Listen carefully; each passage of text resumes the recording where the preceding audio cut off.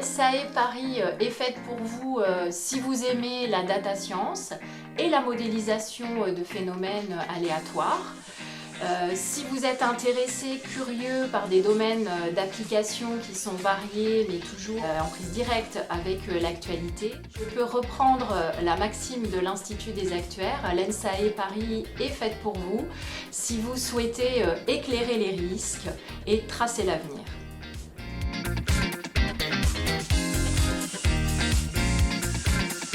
Donc bonjour, je suis Caroline Hilléré, je suis professeure à l'ENSAE et je suis responsable de la formation en actuariat de l'ENSAE.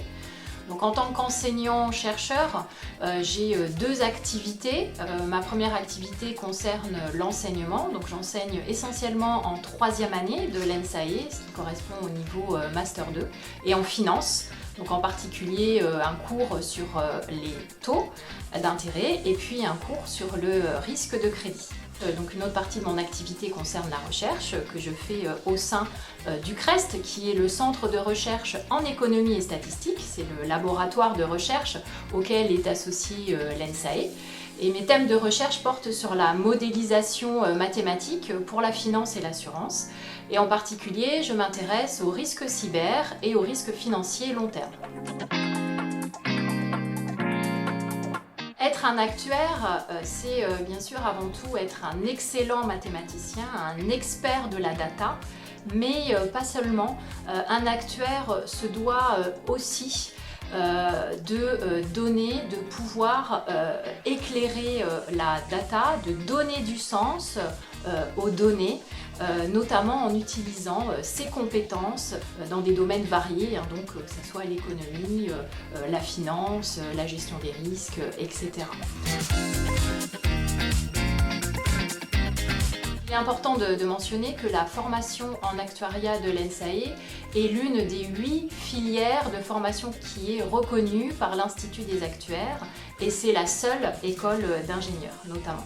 Alors l'Institut des actuaires, c'est quoi? C'est une association d'intérêt public qui a pour rôle d'organiser la profession d'actuaire en France et elle fait partie au niveau européen de l'association actuarielle européenne, l'AAE, et au niveau international de l'association actuarielle internationale.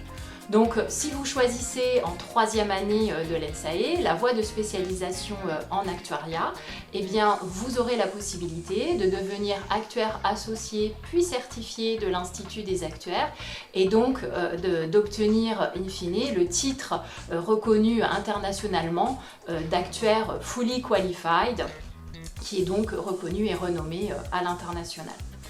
Alors, du coup, la formation de l'ENSAE en actuariat va suivre le corps syllabus que l'on appelle le corps syllabus, c'est-à-dire un corpus de compétences que doivent avoir tous les actuaires.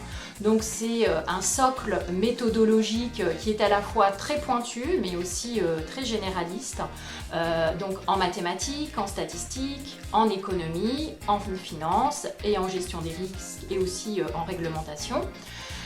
Mais ça ne s'arrête pas là puisque à l'ENSAE on propose aussi des formations de pointe dans des domaines de spécialisation qui permettent de répondre aux nouveaux défis auxquels sont exposés et confrontés les actuaires de demain. Bien sûr, l'assurance et les réassurances, mais il y a aussi tout ce qui est mutuelle, tout ce qui est prévoyance, retraite, tout un secteur lié à la banque, à la gestion d'actifs, un secteur lié au conseil, à l'audit, dans les autorités de régulation et prudentielle comme la CPR par exemple, et puis il y a des actuaires dans la recherche, que ce soit en niveau académique ou dans l'entreprise. L'occasion vous sera donnée lors des différents stages que vous aurez à réaliser et à effectuer durant votre scolarité à l'ENSAE pour tester, pour expérimenter différents secteurs d'activité et de voir lequel ou lesquels vous plaisent le plus ou vous attirent le plus. En tout cas, quel que soit le secteur d'activité que vous choisirez, les compétences des actuaires sont très recherchées, ce qui fait que l'employabilité est excellente et que le niveau de rémunération est aussi très attractif.